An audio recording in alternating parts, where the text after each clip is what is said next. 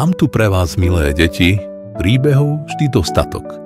Počúvajte tieto vety, sú zo sveta rozprávok.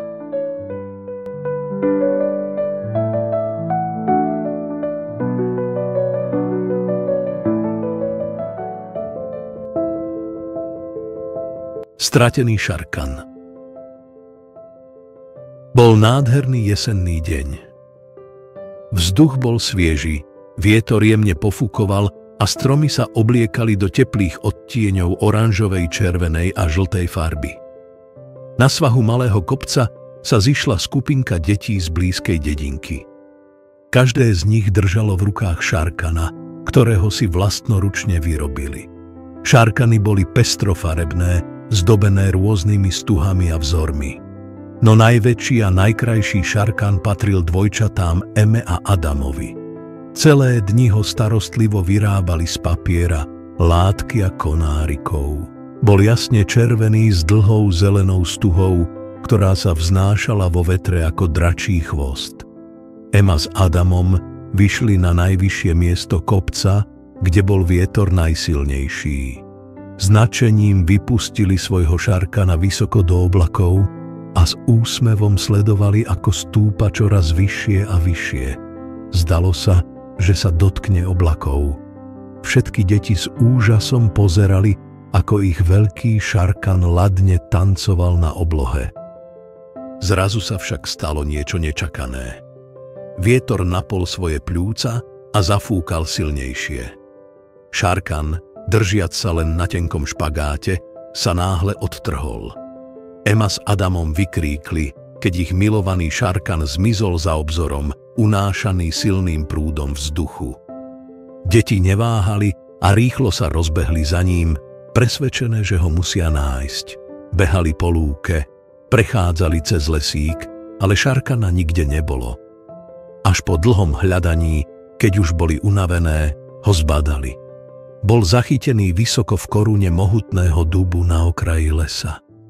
Snáď všetky deti z dediny sa zhromaždili pod stromom a pozerali na šarkana, ktorý sa jemne kýval vo vetre.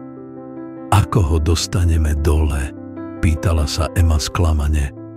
Môžeme skúsiť vyliesť, navrhol Adam, no keď sa pokúsil vyšplhať na strom, rýchlo zistil, že je príliš vysoký a je to nebezpečné. Deti premýšľali, skúšali hádzať palice, skákali, ale všetko márne. Šarkan zostával uväznený medzi konármi. Emke začali po lícach stekať veľké slzy. Neverila, že šarkana dokážu zachrániť. V tom sa z hustých vetiev stromu zjavila malá veverička. Sledovala deti, ako sa márne snažia získať svojho šarkana. Pozrite, veverička, zvolala Zuzka, najmladšia z detí. Veverička sa s ľahkosťou rozbehla po kmeni stromu a zastavila sa priamo pri šarkanovi. Deti s nádejou sledovali, čo sa bude diať. A vtedy sa nad nimi ozvalo tiché zakrákanie. Na oblohe zakrúžila veľká čierna vrana a zletela priamo k šarkanovi. Vrana a veverička začali spoločne skúmať, ako by mohli šarkana uvoľniť. Vrana opatrne ťahala stuhy, zatiaľ čo veverička sa snažila rozmotávať špagát. Deti s napätím čakali, keď zrazu šarkan sa pomaly začal uvoľňovať. Zosunul sa po konároch a nakoniec akoby zázrakom spadol priamo k nohám detí. Všetky deti vykríkli od radosti a tlieskali svojim novým lesným priateľom. Ďakujeme, veverička, ďakujeme, vrana, volali deti a mávali na zvieratá, ktoré im pomohli. Vrana zakrákala na rozlúčku a veverička šikovne zmizla v korune stromu.